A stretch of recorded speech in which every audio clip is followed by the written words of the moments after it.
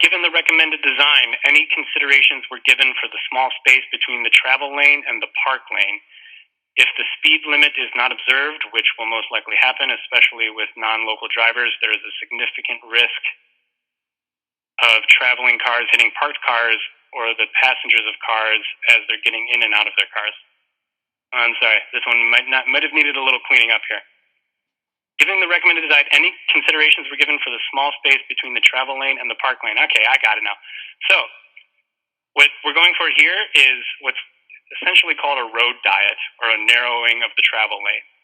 So while, yes, we definitely have concern to property damage of vehicles, sideswiping each other on the street, the idea here is quite intentional to narrow that travel lane so that vehicles are kind of compelled to move a bit slower so they can make sure that they navigate that travel lane safely. The benefit that has is slower moving, as I stated earlier, the slower moving vehicles have a reduced injuries and severe injury and fatalities for all users of the roadway, whether that's pedestrians, cyclists, or other vehicles. So that's quite intentional.